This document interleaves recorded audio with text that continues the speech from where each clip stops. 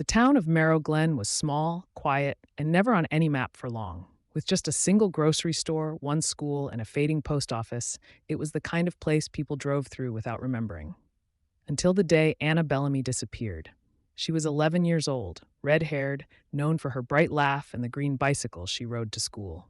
One late October afternoon, she pedaled home along Elm Street and never arrived. No witnesses, no clues, no bike.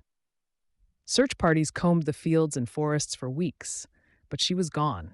People whispered, of course, about old ghosts, about the woods, about the house at the corner of Elm and Pine, the one with the green shutters that always seemed to be watching. But nothing ever came of it.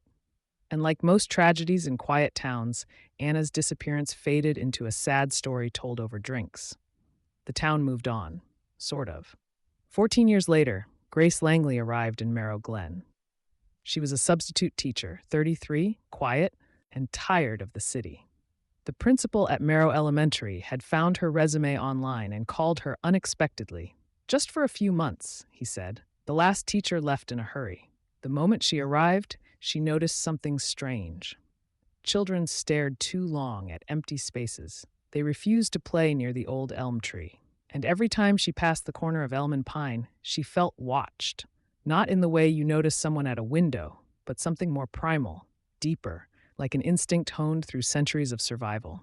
The house at the corner had no lights, no car, and no mailbox, but it always looked lived in. Her students called it the Hollow House. When she asked about it, they clammed up. One boy whispered, "That's where Anna lives now." "Anna?" Grace asked. "Anna Bellamy?" He nodded. "She's not gone. She just changed." It began with scratching. At first, Grace thought it was mice in her rented cottage, but the sound followed her. From home to school, even to the grocery store, faint scraping like nails on wood. Then came the whispers. Late at night, when the wind died and the world stilled, she'd hear her name. Grace. Grace.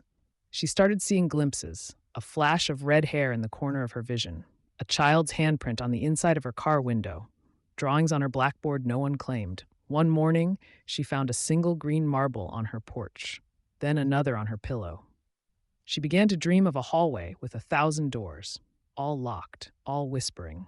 One stormy Friday, Grace walked past the house at Elm and Pine and saw the front door wide open. The air around it was wrong, too still, too silent.